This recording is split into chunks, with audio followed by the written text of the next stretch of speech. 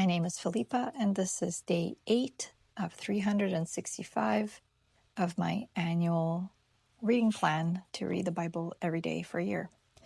And so today, the reading is on this chapter here, chapter 21, Isaac is born. And so we see the Lord fulfill his promise to Sarah, where she would have a child. And so she conceived, and even though she had earlier in the chapters had laughed that she would have a child at an older age, and she gave birth to a son named Isaac. And it's funny because here she says, and Sarah said, God hath made me to laugh, so that all that hear will laugh with me. And so she laughed when the Lord told her that she would have a child so late, which was a disbelief to her and would be a disbelief to others. Hagar and Ishmael are expelled, so now that she bore a son, she demanded Abraham get rid of the handmaid or the maid that she had, Hagar, who gave Abraham a son named Ishmael.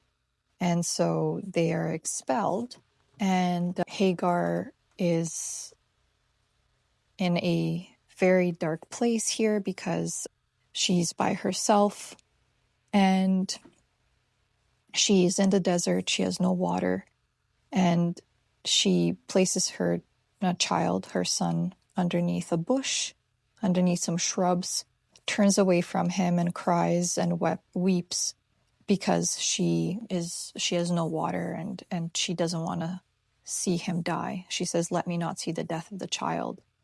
And then it says in verse 17, and God heard the voice of the lad, and the angel of God called to Hagar out of heaven and said unto her, What aileth thee, Hagar? Fear not, for God hath heard the voice of the lad where he is. And then in verse 19 it says, and God opened her eyes, and she saw a well of water, and she went and filled a bottle with water and gave the lad drink.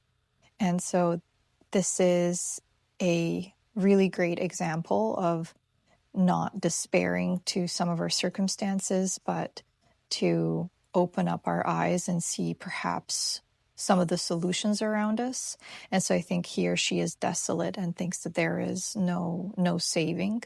And then it says, and God opened her eyes and she saw a well of water. And so that makes it almost seem as if the well of water was available to her, but she was so desolate in her sorrow that she did not see it. And so I would say that this is almost like an example of having faith in God that He will help you and provide for you and provide you with a solution. And then we go on, and God asks Abraham to sacrifice his son Isaac. And so they go and travel, and we get to this part where Abraham is literally about to sacrifice his son at an altar, and an angel stops Abraham and says, because you were willing to do this, for now I know that thou fearest God, seeing thou hast not withheld thy son, thy only son, from me. And so we're seeing the devotion and the trust and the faith that Abraham has in God. And here's proving that because he is wholeheartedly wanting to sacrifice his only son because he trusts God that much and God's direction. So his son doesn't get sacrificed, and we move on to Abraham being blessed again by the Lord. And God says in verse 17, that in blessing I will bless thee, and in multiplying I will multiply thy seed as the stars of the heaven, and as the sand which is upon the seashore, and thy seed shall possess the gate of his enemies. And in thy seed shall all the nations of the earth be blessed, because thou hast obeyed my voice. And so when I read this piece, what comes to mind for me is that God is looking towards putting people in positions of power and influence who are showing that they are willing to obey him, for those that are showing that they have a deep and profound faith in God and God's plan.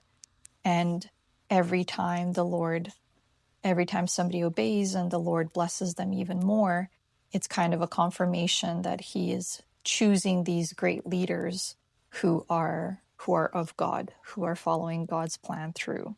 And then interestingly at the end here we have a little note that says, well, a chapter that says the age and death of Sarah. So it says that Sarah died, which means that she did not, it kind of insinuates she didn't walk with God, and she wasn't taken into heaven because it says she died. Going back to the initial few chapters when we first started the Bible, for every person that didn't walk with God, it would say that they died. So they returned back to the earth. And then Abraham goes and finds a place to bury Sarah. And here it says, he spake unto the sons of Heth, and the children of Heth answered Abraham, saying unto him, Hear us, my Lord. So here's that confirmation that individuals and people are seeing Abraham and some of these figures as extensions of God because they're choosing the words my Lord, but the Lord is lowercase here. And down here below, it talks about, like, Abraham mentions that he would like to buy the land and where the cave is to bury Sarah.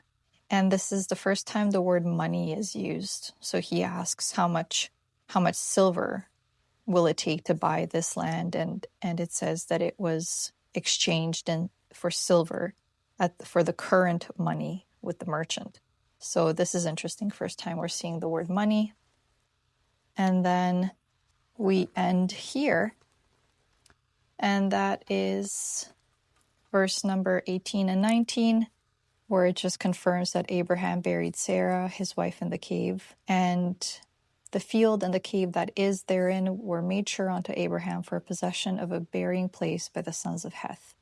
So Abraham's still alive, Isaac's still alive, his son Sarah has passed away. And tomorrow, day 9, we go into chapter 24. Abraham's servant swears an oath. So interesting to see where that will go. Okay, that's it. I will be back tomorrow for day 9. Bye.